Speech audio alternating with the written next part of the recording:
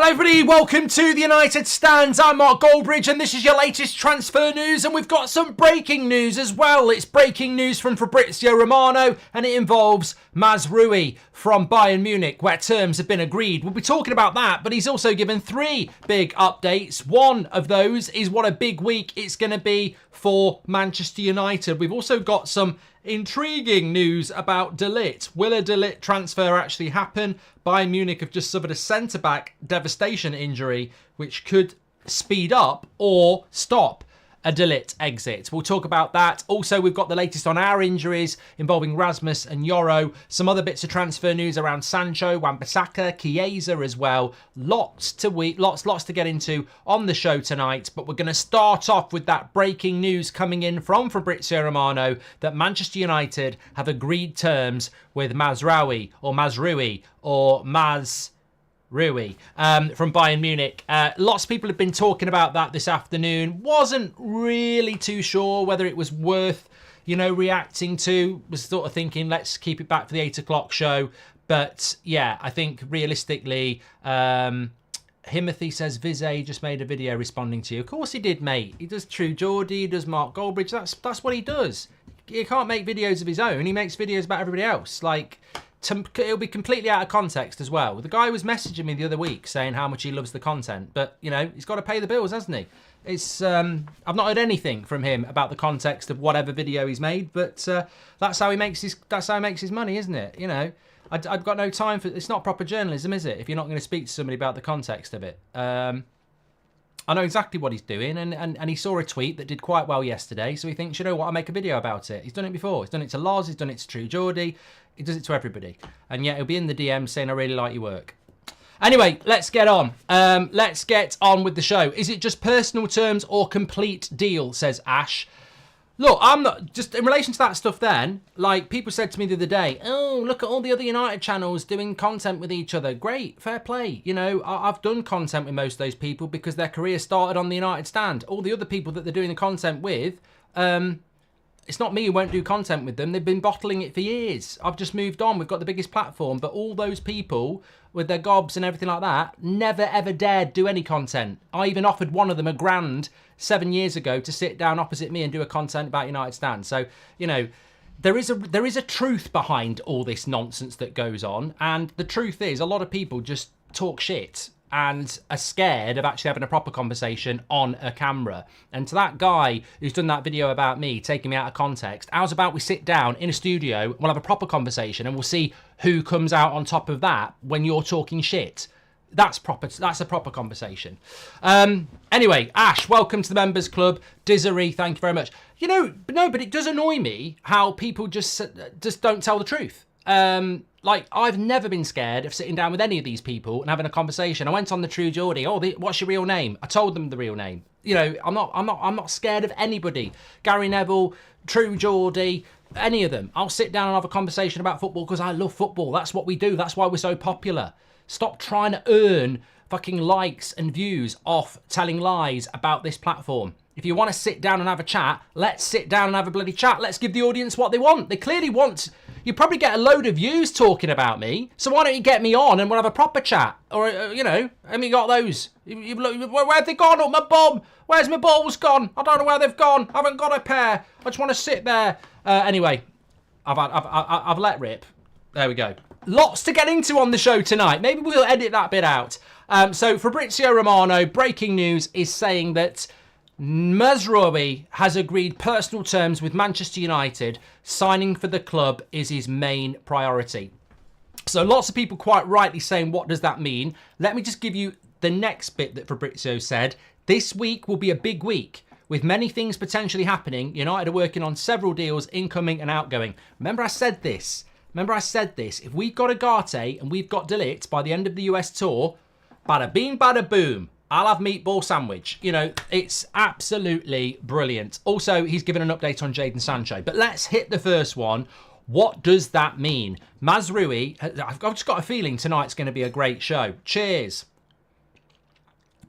I think it's going to be a cracker. I think this is going to go down as legendary. I'll basically say what you want. I'll answer anything. Let's do it.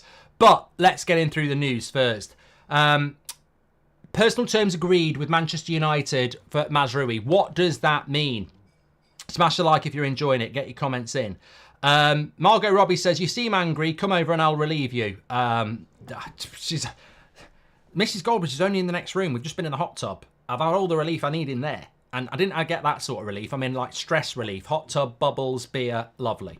Anyway, we are talking about Mazraoui. Apologies if you're just here to know what's going on with Mazraoui, because you've just probably gone, what am I listening to? Welcome to the United Stand. Anyway, where we are at with Mazraoui, and I know this irritates people, but there are 5 stages to a transfer. There is interest, there are terms agreed with the player, deal done with the club, here we go from Fabrizio, and then official announcement from the club with the shirt. So basically, we're at terms agreed with the player. We've now got to get a deal done with the Bayern Munich. Then we'll get here we go. Then we'll get official. So we're moving along the line. But to be fair, we're at terms agreed with Ugarte. We're at terms agreed with De Ligt. And we're at terms agreed with Branthwaite. And none of them have got to here we go. So it's a new world with Manchester United, because we just don't know how that world is going to work with regards to some of these players end up being Man United players. But normally, terms agreed in the past, Manchester United would normally have this deal done at some point in the future. It might take 6 weeks under the old regime, but once we've agreed terms with a player, we'd normally do it because we'd pay whatever the selling club wants. We've still got to agree a fee with Bayern Munich, but I'd be very confident that Mazraoui will happen because he wants to come to United, and Bayern Munich did agree a deal with West Ham for about 15 million. So Bayern Munich can't suddenly double the price. So I think Mazraoui will happen and he will come in. The big question is, we could do a poll on this. It's going to be very easy. Because somebody said it this morning, and it was a very, very good point. Is Mazraoui an upgrade on Wan-Bissaka? And it's a very, very good question, because I've always been a big fan of Wan-Bissaka. I think at West Ham or Everton or Crystal Palace or any club outside the top 6, 7, he would be a really good right back in the Premier League. He just is better defensively than he is offensively. Mazraoui is better offensively than he is defensively. We want to be an offensive team. So therefore, Mazraoui, in my opinion, is an upgrade on Wan-Bissaka, because going forward, he is better. He's also the same age as Wan-Bissaka at 26. So for me, I think the risk of bringing a player into the Premier League who's never played here before outweighs the fact that Wan-Bissaka's played in the Premier League, but isn't as good going forward as he is defensively. So I think it's a good deal. And ultimately, Manchester United, Eric Ten Hag, Dan Ashworth, Barada and co have agreed that this is the right deal to do. So he is going to be a Manchester United player at some point. I think we'll get a here we go on Mazraoui very, very quick. Like really quick, because Bayern Munich had already agreed a deal with West Ham. So we've agreed the terms with the player. The deal with Bayern Munich should be quite quick. We should have a here we go by, tomorrow. I mean, you never know with this sort of thing, but we should know very, very quickly. Bruno Holden, welcome to the Members Club. Thank you very much. Stig says this is not a good deal. He's not good enough. Fact. Well, I don't think it could be fact, Stig. I think it can be opinion. Can Ito injury make Bayern keep Delo or get Tar, says Hitton. Desiree has been a member for 29 months. And is it just personal terms or a complete deal, says Ash. I think we've explained that already. Thanks for the super chats coming in there. So we're going to talk about the De Ligt thing in a moment. But Mazraoui, personal terms done. Fabrizio's confirmed that. Next stage really is here we go, isn't it? And I think it will happen. But he also said this week will be a big week for Manchester United, with many things potentially happening. United are working on several deals, incoming and outgoing. And it is a massive, and we've got injury updates on Rasmus and Yoro as well. In fact, I may as well just get that out now. No, we'll come back to that in a moment. The point I wanted to make was it is going to be a big week for Manchester United. It's an absolutely massive week for Manchester United. I would say the next 2 weeks are critical. In 2 weeks' time, we'll basically be 6 days away from playing, well, 5 days away. It's Sunday, 5 days away from playing Fulham. So in 2 weeks, we're 5 days away from playing Fulham. If you're not training that week, you're not playing against Fulham. So this next 2 weeks is huge in relation to how we line up against Fulham. Now, if Yoro is out for the Fulham game, which is probable, then we're starting with Martinez and Maguire. That might scare the shit out of you. You might actually go, that's okay. But as of tonight, we are starting against Fulham with Maguire and Martinez, which means we're not playing a high line. And if we play a high line, we're going to be vulnerable. So that means Fulham have got a chance. So we've got a week to get a centre-back in that can play with Martinez in that game, as long as we don't pick up any more injuries. We've also got a midfield that will have Casemiro playing as 6 against Fulham if we don't get a midfielder in the next week or two. So it's a massive week / 2 weeks for Man United. I would say it's a massive week because if Ugarte and De Ligt don't have some involvement against Man City in the Community Shield, it's very unlikely they're going to play from minute 1 against Fulham anyway. So you could take it down to a week. It's a massive week, 8-9 days. You need them involved for the Man City game. So they've got to be signed, holding up the shirt, by the latest a week on Wednesday, so that they're on the bench playing minutes against Man City on the Saturday, a week on Saturday. So 2 weeks. So this is a massive week, and I think Fabrizio's absolutely correct. What does the massive week involve? Well, we've mentioned Mazraoui, Eriksen, Wan-Bissaka, McTominay. On outgoings and incomings, you're talking Ugarte, De Ligt, and as obviously we've mentioned Mazraoui. We've got to get moving on those deals. And the interesting thing is, with Mazraoui, with the Ugarte, with De Ligt and Branthwaite, we've agreed personal terms with all of those players. So can we get deals over the line? Sancho as well, says Will. Absolutely correct. So I think it's going to be massive, but there is interesting news today around Bayern Munich that might cause Man United to swivel, pivot, whatever you want to call, because I can't remember the name of the guy. Was it Ido or Ito?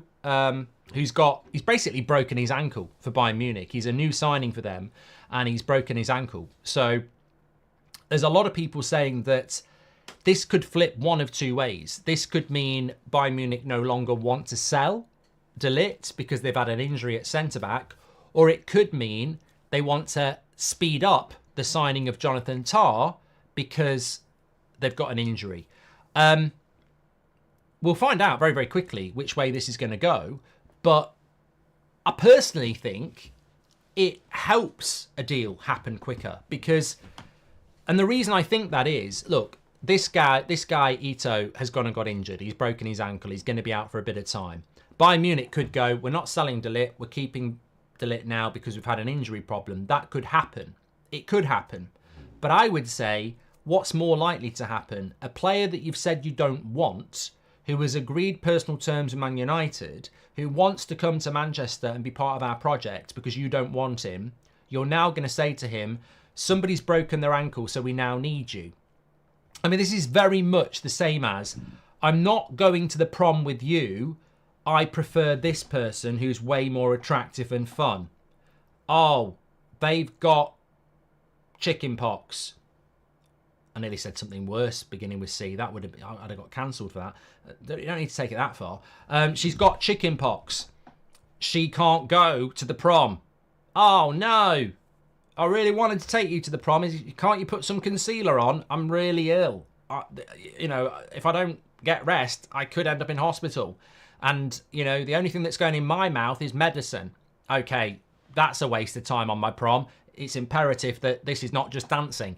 So you pivot and you go to this person that you said you didn't want and you go, oh, I want you now. I really do like you now. Basically because the person I thought I was going with doesn't want to go, so I want to go with you now. And that's what you're basically saying Bayern Munich are going to do to De Ligt. Oh, he's broke his ankle, so we're going to use you now. I don't think that is going to wash with De Ligt, and I don't really think it's going to wash with company either at Bayern Munich. So I think what it might do is speed up. It will certainly speed up a decision. Maybe Bayern Munich will say he's not for sale, but I personally think they'll go, right, we need to get the players in we want. We need to stop pissing around with this deal with Man United and get it done. De Ligt wants to go. We want to sell him. Man United want him. They're getting Mazraoui anyway. We've got a good relationship. Let's just get that deal done and get Jonathan Tah in. And I think that is what I think will happen because it's more likely that happens than De Ligt suddenly staying when they didn't want him. Would you do a swap for Branthwaite using the first offer we gave plus Maguire and Scott? Would buy Baldy left back, says Romano. I mean, look, I've said before, I think Everton would be very wise to try and do some deal with us for Maguire and McTominay, but they don't want to do it. I mean, Maguire and McTominay would literally be two of Everton's best players if they got them, but they don't want to do it. And also, Everton is very close to Manchester. Well, Liverpool is close to Manchester, so, you know, I'm sure the players would consider it as well. Robert McCormack says, same as Maguire last summer. I don't know what that means, Robert, so I'm just going to say yes. Anyway, so yeah, I still think De Ligt will happen, and I think this could be a big week for that, and I think that this broken ankle in Bayern Munich could be an escalation point for that as well. Also, Agate. We're talking about what Fabrizio said. We've already spoken about the Mazraoui personal terms, but on Agate, he's also said that this is going to be a big week for Manchester United. We've just spoken about the De Ligt news there. Any news on the outgoing, says Sakin. Well, Wan-Bissaka needs to go. Lindelof needs to go. There's somebody else who we're working on going as well. Obviously, maybe Sancho, maybe McTominay. So there's a lot of outgoings that need to happen as well. I mean, a lot of these players are on tour, which makes it a little bit difficult to do them this week. But yeah, I think there's a lot going on with regards to outgoings. But incomings are the things that we're interested in. As I just said, Mazraoui personal terms agreed. You'd expect that one to get done very, very quickly. De Ligt, you'd expect a decision to be made very quickly now, one way or the other.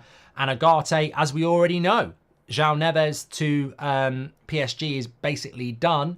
So you would think that PSG would be in a position where they need to be moving Agate on quickly. He's going to be back from his holidays soon. I think the timing of De Ligt and Agate, by the way, sort of makes sense. They're on holiday. They're back from holiday this week.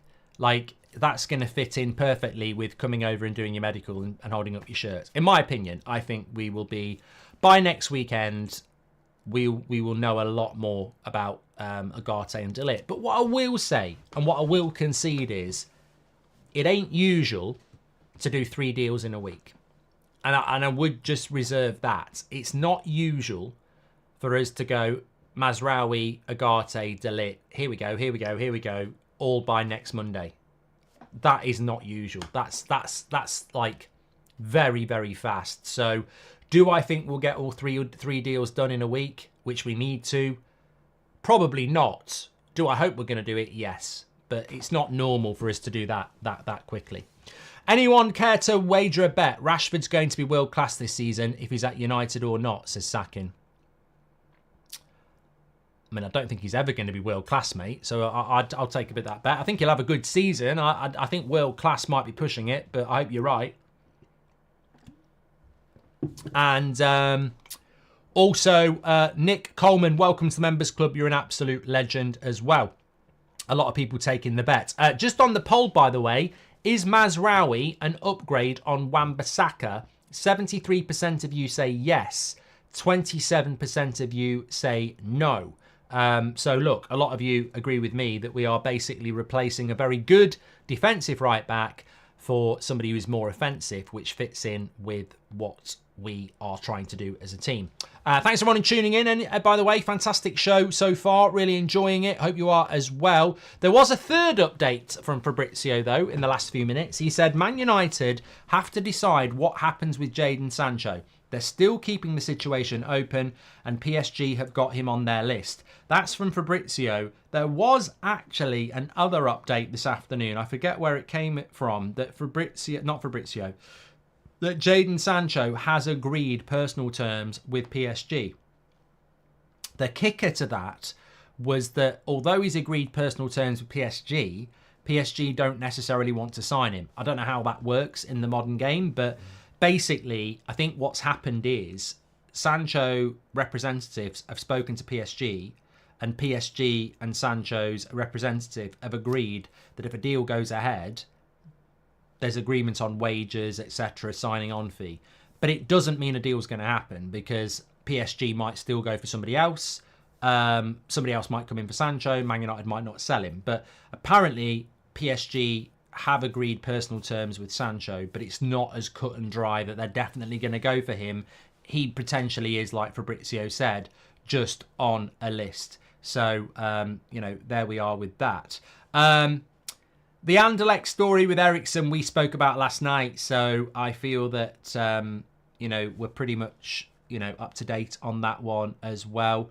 That was it. It came in from a French source. PSG reach agreement in principle with Jadon Sancho, which is all about personal terms there. So that one is interesting. Do I think we'll see Sancho leaving Manchester United this week? I don't know. I think Sancho leaving Man United isn't really high priority in the sense that, it might bring some money in, but we're not trying to buy a winger. Like, we're trying to buy a centre-back and a midfielder and a right-back at the moment.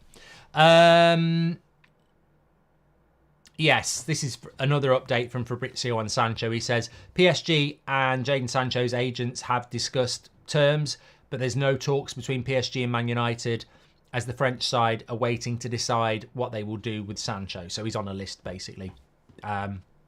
Fabrizio has also said on Ligt, who we were just talking about, he's a strong target for Manchester United, but Bayern Munich will keep asking for 42 million, which we know Manchester United will not pay. What else was there? Was something else I wanted to bring into the show as well. Oh, actually, yeah. Let's just talk about the injury situation with Yoro and Rasmus. The news on Eriksen sacking is that Anderlecht want him, but I think he will end up going. It's not usual for us to beat Madrid to Yoro either, says Delicate Official. Oh, 100%, mate. 100%. Look, all I'm saying is, big week for Manchester United. But it's not normal that we do Mazraoui, De Ligt and Agate all in the space of a week. If we do, it'll be a week to remember. It'll be absolutely incredible. Welcome to Members Club, Nick Coleman. Thank you very much for supporting the channel. You're an absolute legend. Get your badge in.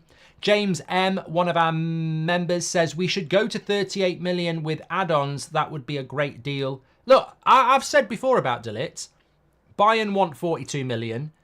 I think that's the right price. I genuinely think he's worth 40 million. So hopefully we can do a deal there. I mean, I wouldn't be saying if Ineos bid 40 million and Bayern accept it, I wouldn't say they've had our pants down. I really wouldn't.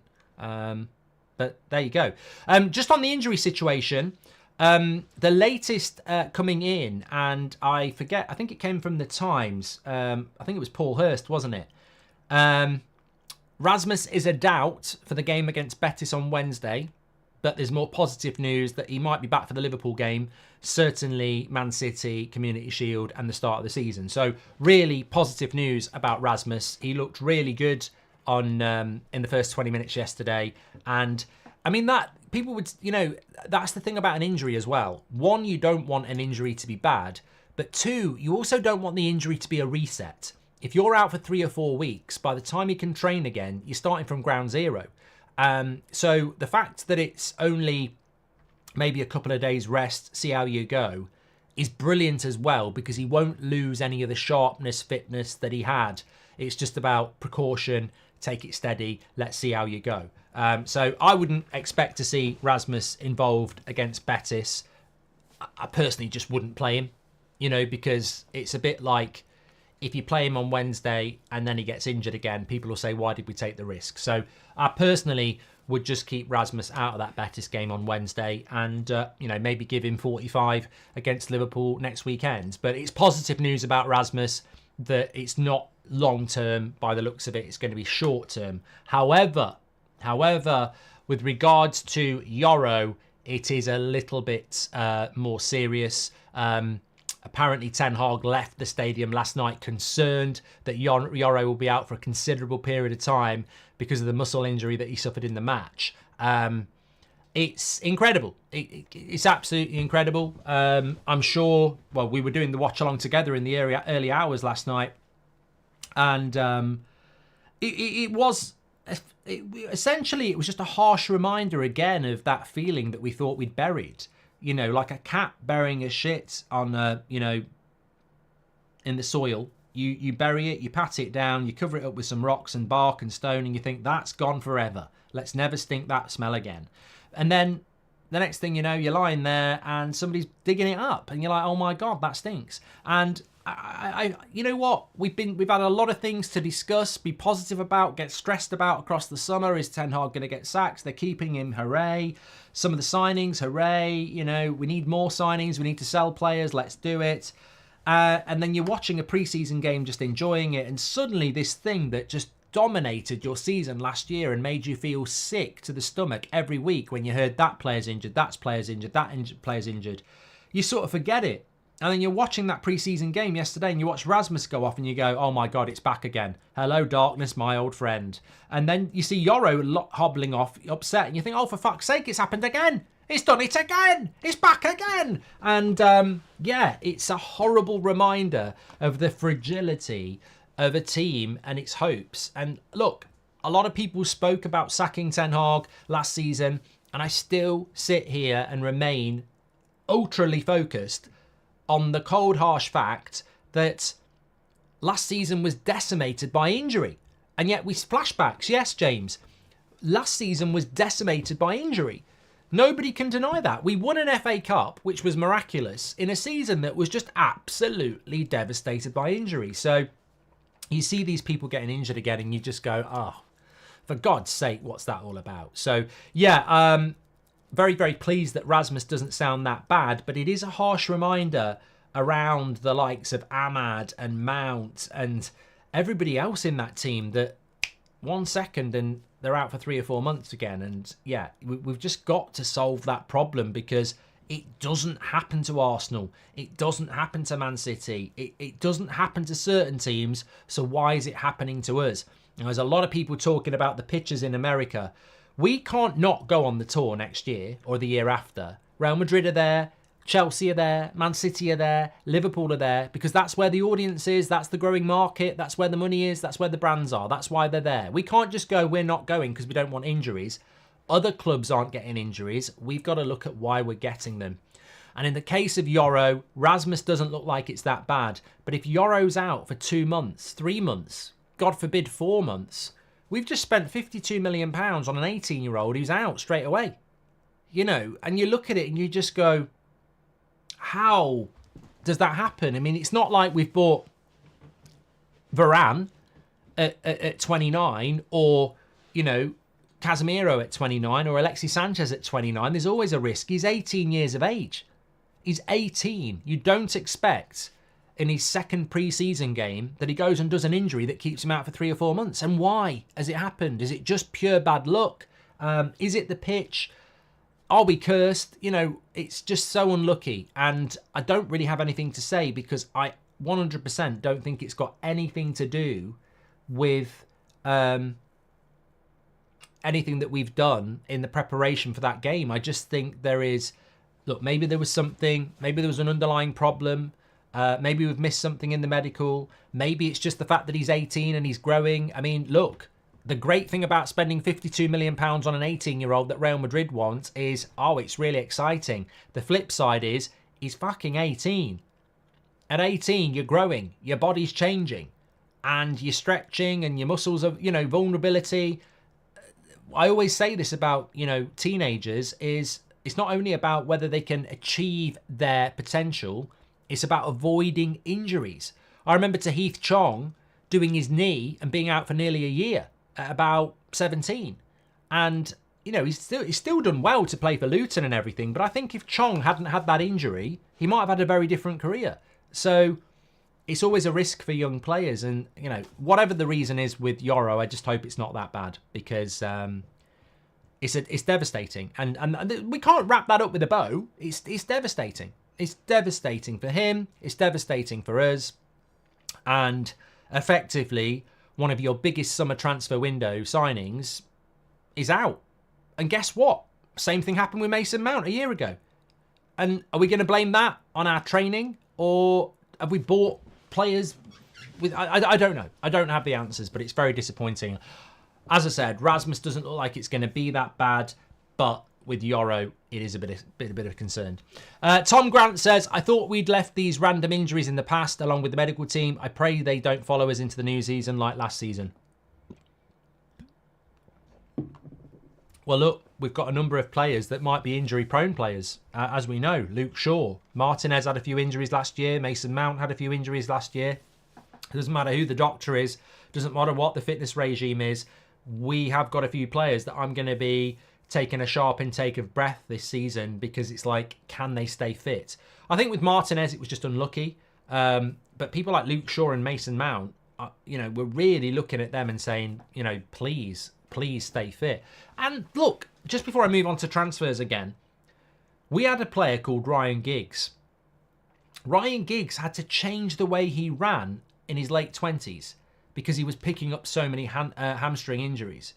So we've got to look at that and go, do we put these players on certain... Paul McGrath was one of the Premier League's best centre-backs at Aston Villa in the first few years of the Premier League. He didn't train because his knee was fucked. He literally didn't train. Ledley King was the same at Spurs.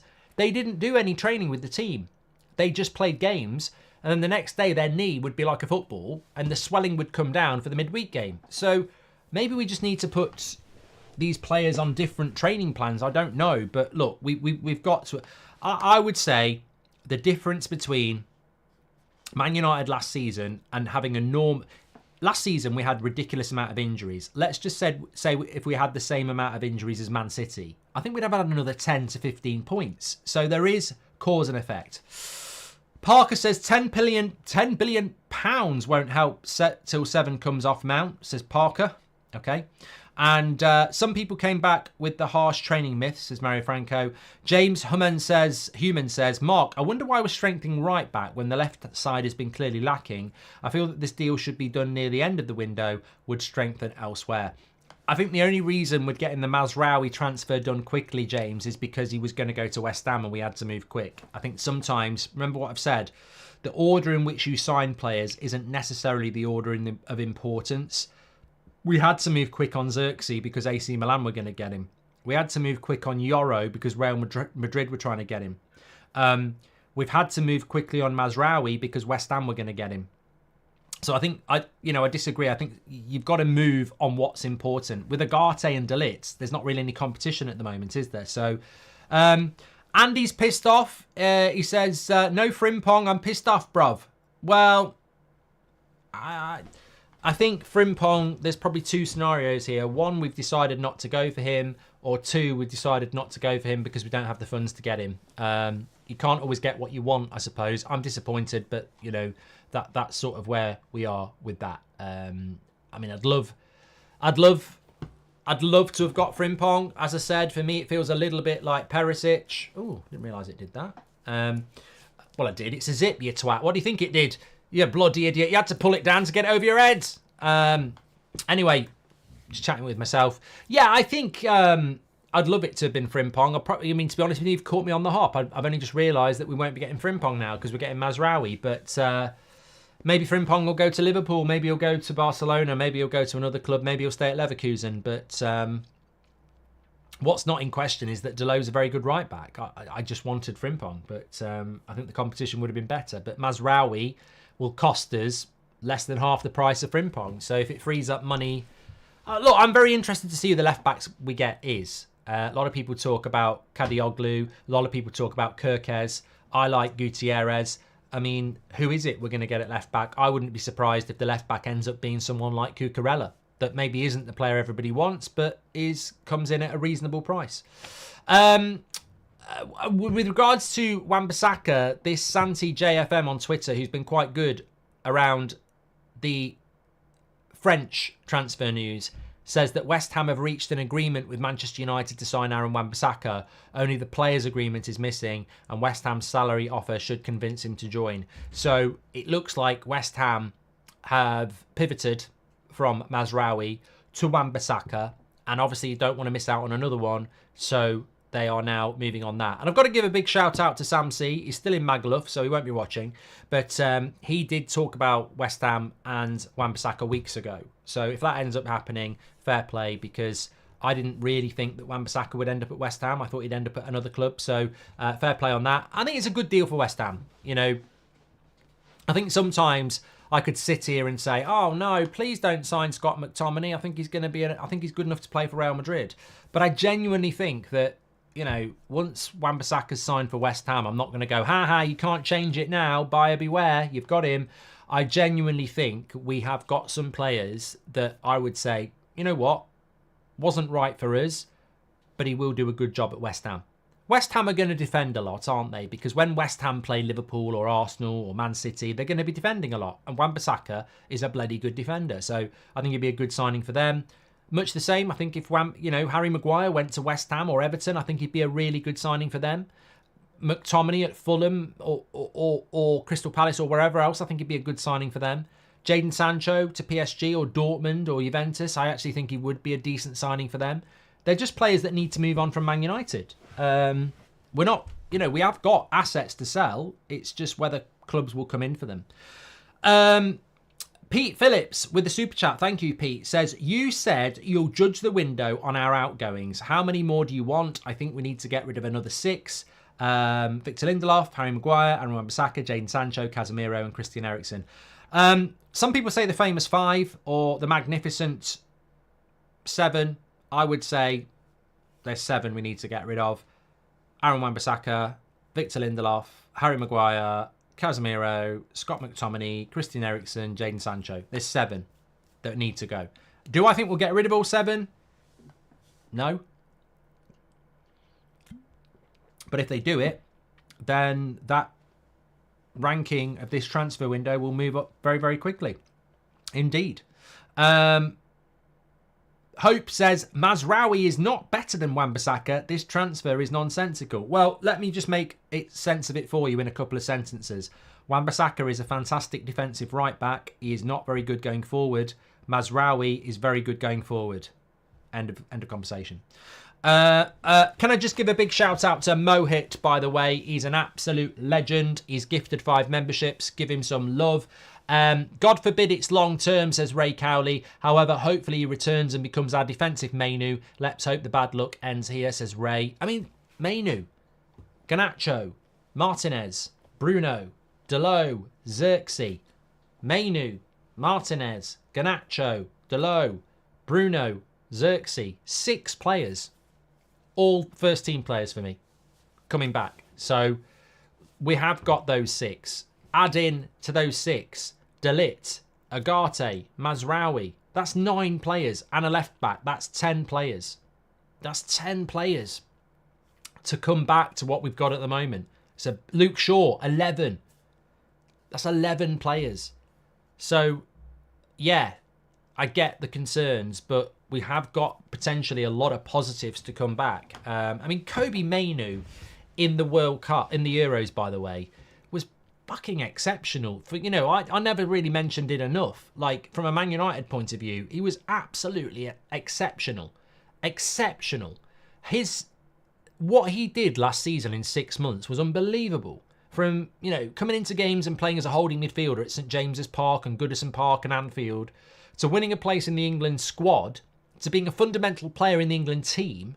And England was shite and Southgate's tactics were crap. But Mainu, even in that team, showed real quality. I mean, he's a player that will get better next season as well. I believe Garnacho will get better as well. I think people sleep on Garnacho way too much. If Martinez stays fit, he's the most transformative centre-back in the league. Like, I know Van Dijk, Saliba, they're brilliant, but Man United was shit last year. You put Martinez in there, the transformation will be huge. Absolutely huge. So yeah, look, I think there's a lot to be positive. We don't know anything about Xerxes. Exciting. So there's still a lot to be positive about, but we've got to make that big week that Fabrizio talks about be a big week. And I said it to you on Friday. I'm convinced that Agate will be a Man United player by the time everyone's back at Carrington training from the tour. Let's wait and see. Mojo's a legend. He's just gifted 10 memberships. Give him some love. Absolute legend there. How do you rank Aaron Wan-Bissaka, Frimpong, Dalot, Mazraoui and Dumfries? I need to talk about Chiesa, remind me. That's from Horse, who's been a member for 4 months. How would I rank Wan-Bissaka, Frimpong, Dalot, Mazraoui and Dumfries? Okay, good one. In at number 5, in relation to suitability for Manchester United, would have to be Wan-Bissaka. Good defensively, but all 4 of them are better going forward. In at number 4, I would say it's either Mazraoui or Dumfries, I can't really split the two because we don't know how good they'd be in the Premier League. So they take up 4 and 3. Number 2, I would put Delo. I think he's a fantastic right back who can only get better, and his work and ethic is brilliant. And I'd put Frimpong at number 1 because I think he's a better right back than all of those at the moment. Mohit, thank you. Tom Grant says, I thought we'd yeah, we've done that one from Tom as well. Chiesa has been linked to Manchester United this afternoon. I forget where the source was, but I might be able to tell you if I go to... Maybe they've got it on the United stand. I read it, so they might have done it, but I don't think I asked them to tweet it. So let me have a quick look. Big week for Man United. Yes, certainly. Rasmus, we spoke about that. I can't remember where I read it, but basically, obviously, Juventus are trying to move on Chiesa, and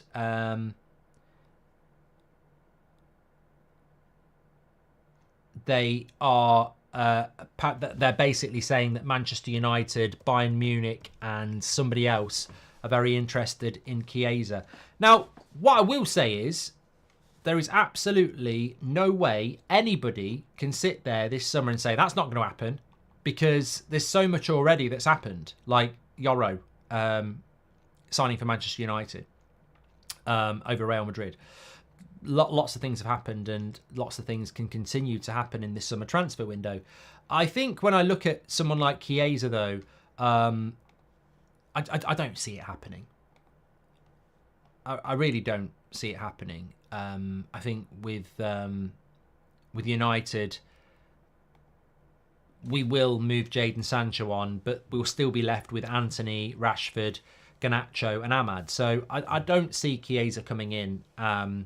But never say never, I suppose. I mean, we did want Elise. It didn't happen. He went to Bayern Munich, but there could be opportunities there, of course. So all I'd say on that is never say never. But I don't think that will happen. I really don't. I'd love to see a creative come in. I'd love to see a creative winger come in. But I agree with Sean Treasure that at the moment we've got too many wingers. So yeah. Could we play Maguire and Lindelof because of injury, says Sahil? That's a good way to depress everybody. I mean, of course we could. We probably will on Wednesday against Betis. Arca says, well, I said it this morning. We're not playing a high line against Betis or Liverpool.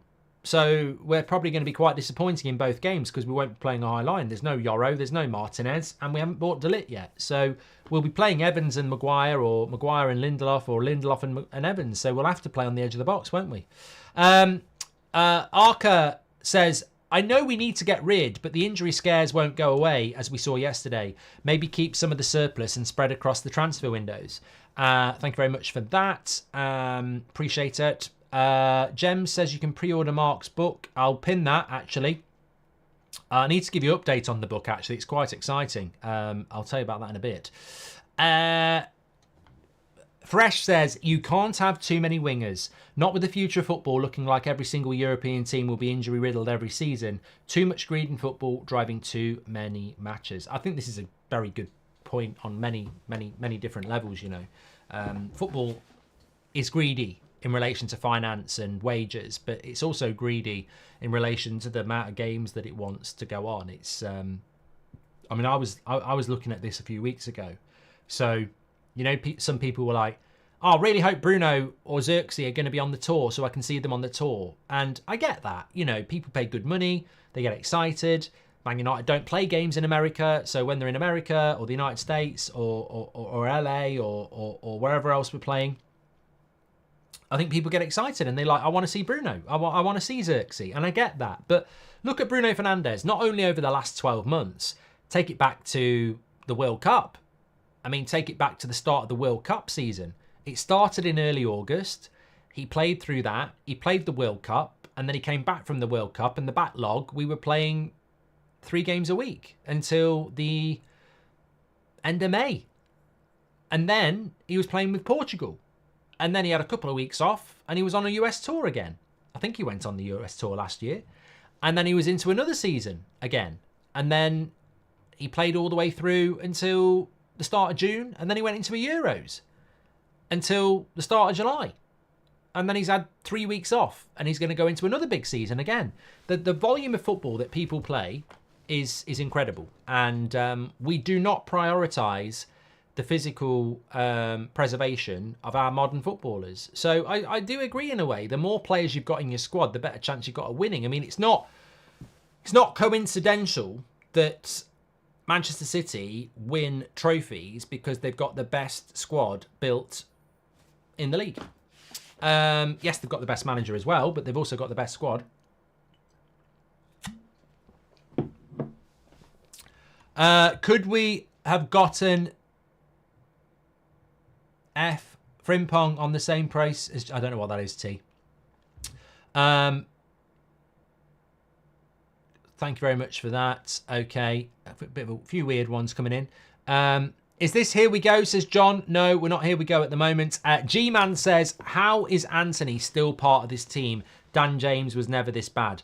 You know, the thing about Antony is I won't not be critical of him, even though, you know, I liked the signing. I was excited about the signing. I will not be critical about Antony because I was critical about Martial. I was critical about Rashford. I was critical about Bruno. And these are players I really, really like. So I don't think you support a team if you can't be critical about players. And so many people just have their favourites and they won't criticise them. But I still am absolutely baffled by Antony because I did see him play for Ajax and I've seen what he can do. And it's not this. I don't know what this is, but this is not it. Like, he is capable of being creative. He is capable of, you know, being a creative outlet. But this cut inside and curl it in the top corner, which he tries to do multiple times, I just don't get it. But Rashford does it from the right. And look, you know, I want Ten Hag to do well. I back Ten Hag. I think as a community, I don't think anybody shouted loud enough to get the manager in the first place.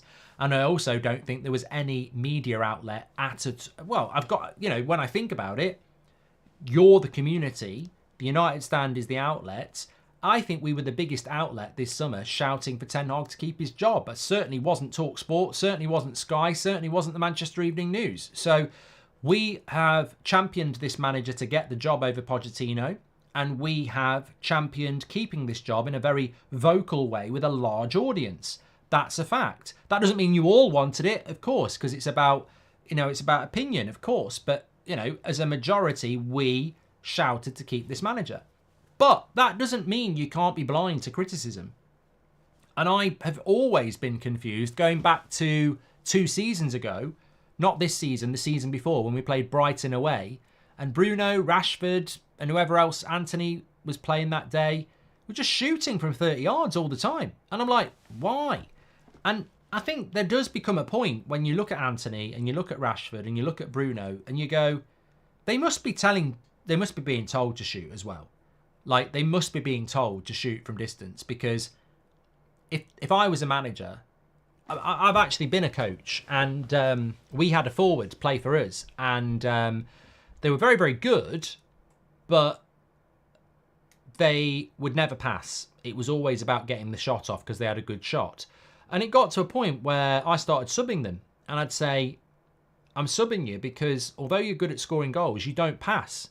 So why should everyone else pass to you so you can have a shot when you won't pass it back? So, you know, and that's amateur football. So it wasn't even amateur football, it was Football Manager, and I couldn't talk to him because it was a computer. No, it was real in that case. But this is the Premier League. This is Manchester United. If your winger is cutting in and shooting and you don't want them to do it, you tell them off. You tell them to stop. You sub them off. So I think there is a tactical reason why he wants that to happen. I don't understand the logic of it. Why would you tell your winger to cut inside and shoot it out for a goal kick? Because that's what happens. But, you know, I do believe there is a player that can be more creative in Antony, and I believe there's a player that can be more creative in Rashford as well. We just need to see it. FIFA Crazy says, was always concerned about Antony. Signing his stats in the Eredivisie weren't impressive. Even Memphis was way higher profile and still failed. Yeah, I think it's going to be, you know what, I don't want to say anything negative because it's the start of the season, and, you know, we're saying that Rashford can have a big season, and he had a bad season as well. You You know, Sancho could potentially be part of our plans.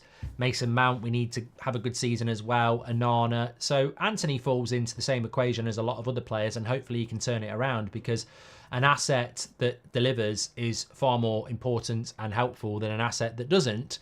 But he's on a hiding to nothing, Antony. If you don't live in the UK, the media went for him very early on. The media went for Antony before he was even playing badly, because he did that fidget spinner thing. Like that, we don't like that in this country. I mean, I don't mind it, but as a stereotypical UK press, they don't like that sort of thing. So Antony's had his card marked anyway. I mean, they're always talking about him. It's going to be very difficult for him to get back, to be honest. But hopefully he can. Ahmed's gifted a membership. You're a legend. And Schutten says, if Everton came back and said it's £50 million with add-ons, would you do it? Yes. That was always my ceiling. Not that it matters, but that was always my ceiling for Branthwaite. I think what was our last offer for Branthwaite? I know the first one was 35 plus 7. We did 45 plus 5, didn't we? So I think my top offer was always 50 plus 10. That's what I would do. But whether they would... Yeah, 45 plus 5 says Arthur. So I would do 50 plus 10.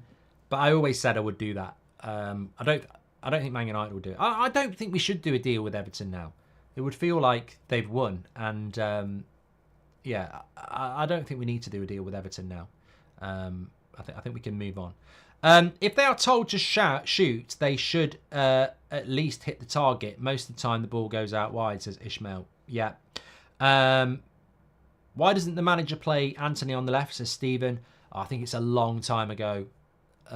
It's a long time since you saw left-footed wingers on the left and right-footed wingers on the right. You know, it's been this inverted stuff for a long time, hasn't it? I mean, I don't disagree with you. I quite like the idea of a right-footed winger on the right wing who can hit the byline and put a cross in, but we don't do it.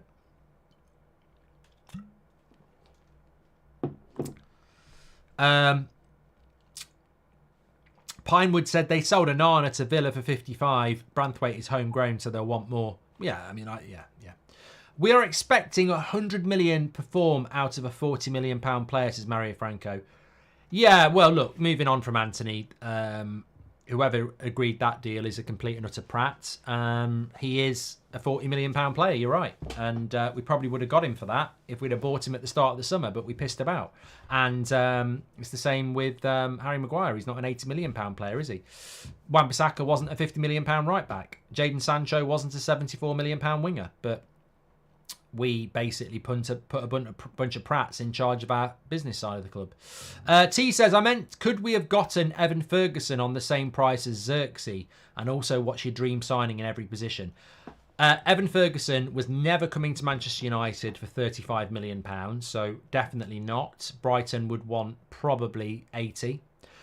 My dream signing in every position would be Frimpong right back, Gutierrez left back, De Ligt, and from this point, De Ligt would be the other centre-back, although I'd like another one as well if I'm being greedy. Agate and Amrabat I'd be happy with. And that's pretty much it, isn't it? If we're going to get a winger... I mean, I don't see us getting a winger. So I wouldn't even argue about that, I suppose. This is not good for us to get 2 injuries in one game. I hope that we sign the replacement of these 2 players, says Fode. And Maguire and Evans are still very much part of this first 11 until we buy De Ligt, says Irfan. Well, as I said before, it's very, very logical that Yoro, no matter how injured he is, will not play against Fulham. Whether he's out for 3 weeks, 4 months, he won't play against Fulham. So where we are at the moment, our 2 centre-backs will be Martinez and then Lindelof, Maguire or Evans, which to me is not a good way to start the season. So, you know, we do need to look at bringing a centre-back in ASAP. And hopefully we will do that.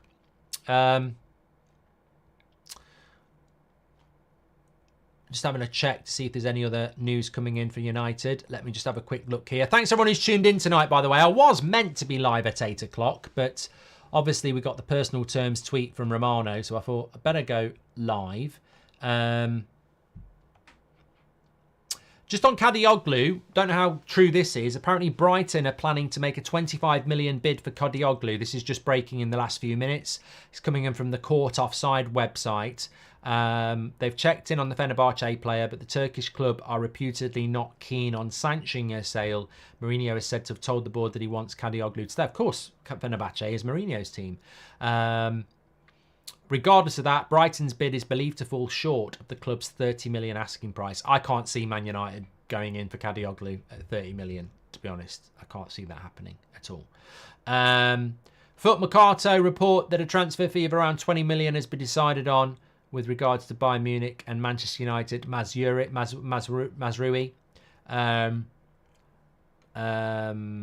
Apparently Atletico Madrid have made a 25 million bid for David Hanko for Feyenoord. He was an option for Manchester United as a left back, according to the Manchester Evening News, which I don't think he ever was. Amrabat solution. We're still waiting on Amrabat. Still waiting on Amrabat.